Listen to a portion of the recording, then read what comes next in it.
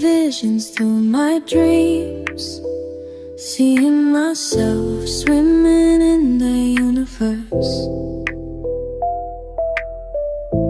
My ancestors gave me gifts to read cards, predict and heal. My name is Daphne, but spirit calls me Babylon. Angels communicate through numbers. Intuition is so deep. The gift I fully embrace within.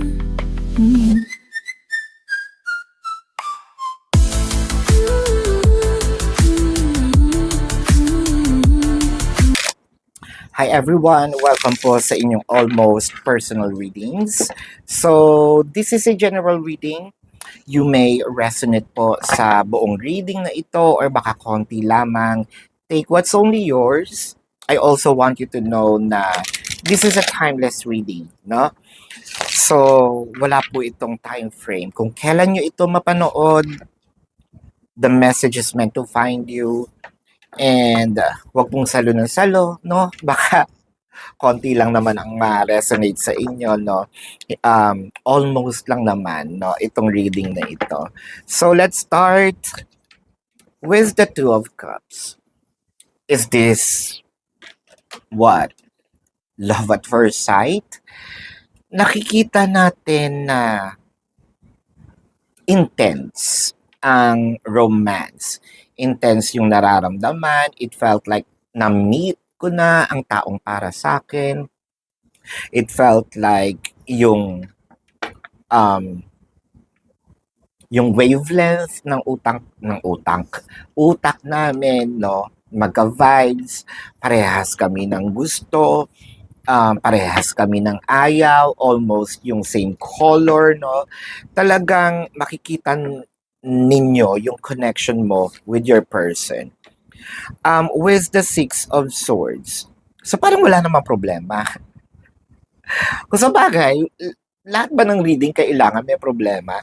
Kasi with the Six of Swords, ang nakikita natin dito, things are flowing positively, fluidly, smoothly. But then again, mapapaisip tayo, no? Kasi kung ang isang relasyon parang is too good to be true. Ayokong i-jinx, 'di ba? Pero mapapaisip kasi kung sa pamilya na ha, nagkakaroon ng issues, nagkakaroon ng hindi pagkakaunawaan, no?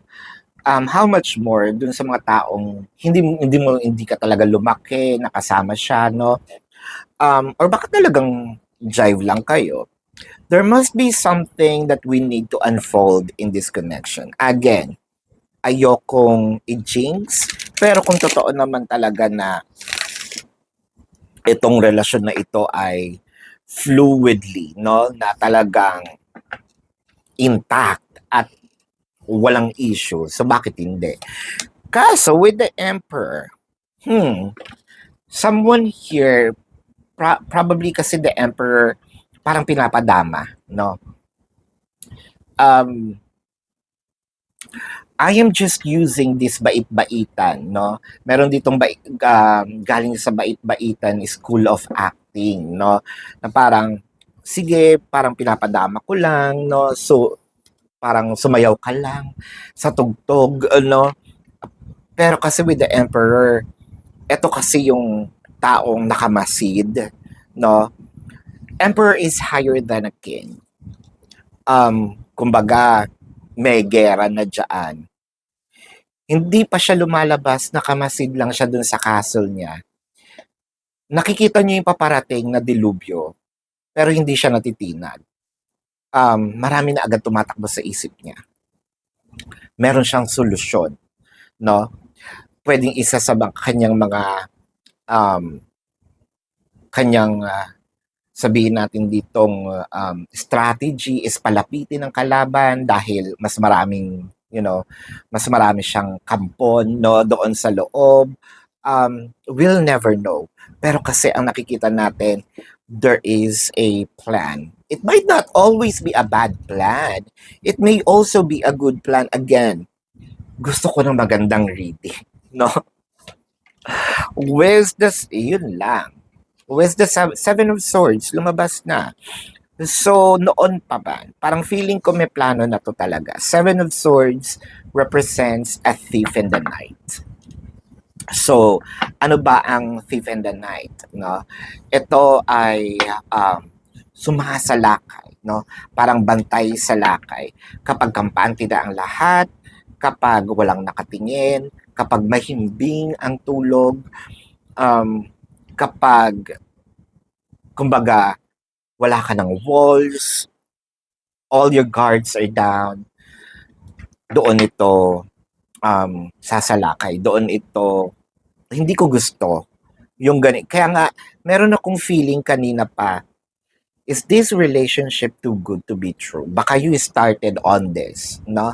Baka kasi you started with sobrang jive, no? Baka talaga din sabihin nating the person is plano, no? Na talagang ma-fall ka. Ayan.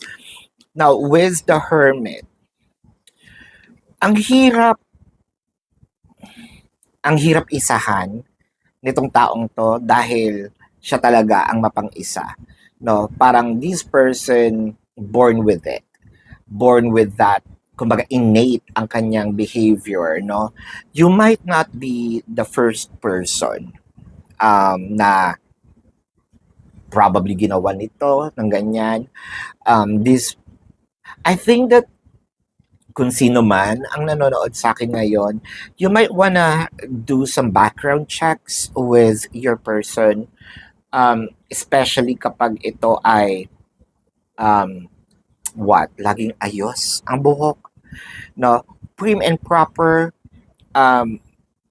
feeling ko nga may pagka santo-santo pa, no? Yung mahilig sa either misa, yung laging bukang bibig, hindi na nangilabot, no? Diyos pa ang mga gamit. I feel like matalino, pero feeling ko meron tong masamang plano. Obviously, the Seven of Swords showed up. Noon, bago pa siya pumasok sa relasyon na ito, meron na siyang plano about you. I don't know if that can be monetary, that can be, sabi mo, wala naman akong pera, baka sex, no?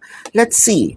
With the Hanged Man, siguro nandito ka sa part na to ngayon, you might be probably asking yourself, so kung wala akong pera, anong plano niya sa akin? Ano namang mahihita niya? Baka katawan mo, no? You might be asking, ano ba ang intensyon nitong taong to? Let's see, no? Let's clarify the Hanged Man. The the Six of Coins and the Nine of Coins. Six of Coins kasi this should be strategic, no? Na kung ano yung binigay ko, yun yung ibibigay mo, which I feel like nangyayari naman. Pero with the Nine of Coins, more of I want to get and how I can get yung mga pinaghirapan, no? It can be assets, it can be the pension, it can be material things, no? Na importante din sa kanya. Sa'yo, probably not, pero sa kanya, it might be very important. Now, with the Knight of Wands, I am seeing here na medyo ipagpapatuloy natin, no, itong ganitong relationship habang tayo'y nag-iisip. Kasi wala pa naman tayong nakikitang drastic changes. Wala pa naman tayong nakikitang mga malalaking bagay na nawawala, or wala pa naman siyang ginagawa na parang talagang pag-isipan natin siya ng masama. Again, hindi rin maganda na pag-isipan mo ng masama ang iyong person, no? Yun lang sinasabi ko. Pero hindi rin masama na protektahan mo ang iyong sarili. Now with the Fool card. Siguro nakikita natin dito, the Hermit and the Fool card is here. There might be some age gap, no? This relationship may be a May-December love affair. Pwedeng konti lang din yung gap, no? If we are not talking about the numbers, we may be talking about the maturity, no? So someone here is very mature, someone is probably hindi ganun ka-mature, ang pag-iisip, no? Taking advantage of the not so literate one, no? Pwedeng may pamana sa'yo, no? Na I think na very valuable. Yun yung gusto makuha nitong person na ito. For a few numbers of you, this might be an LGBTQIA plus relationship with the Knight of Swords. Magigising ka na lang isang araw na wala na siya. Wala na ang mga bagay, no? Na importante sa'yo. Probably hindi mo pa alam na importante ito. Baka ito'y sa tingin mo, no, parang pangkaraniwan lang. Pero importante pala yun at the end of the day with the Ace of Cups. So, I feel like ang message dito is nabulag or mabubulag tayo sa pagmamahal with the Magician and the Ace of Wands. It kind of makes me feel like siguro more of nasasatisfy naman itong pwedeng in sexual term, no? Nasasatisfy naman niya yung needs natin. Pwede rin namang in a way, nasasatisfy niya yung passion na hinihingi natin while the person still there, no? But the Magician in here, sasabihin natin meron transactions dito, no? Hindi man ito yung babayaran kita kasi gusto ko ma-experience yung ganitong bagay. Pero yung I feel like itong person na ito nag-i-invest, no? Binibigay niya kung ano yung needs mo, pero maniningil ito in the end. So, wow. That's actually heavy, no? So, let's check. So, kung kayo nakaka-resonate dito, let me know sa comment section. Sa description box na naloka ako. Sa description box ng video na ito, there is a link. Click the link, you will be routed to my website. Nandun po yung name, number, QR code, amount per question. Take advantage of the 4 questions plus 1 kasi discounted po yon. And if you want to book a private reading, nandun din po siya. So let's check the zodiac sign of the person. This can be their sun sign or a placement po sa kanilang chart. Pwede ring lumabas ang zodiac sign ninyo. Leo, Aries, Pisces. Aries is dominant. Gemini, Sagittarius, Taurus, Scorpio is here. Virgo is here. Capricorn is here. Cancer is here. Aquarius, Libra, Aries. So this is your reading. Maraming salamat. Love and light. Namaste. See you po sa susunod na readings. Goodbye.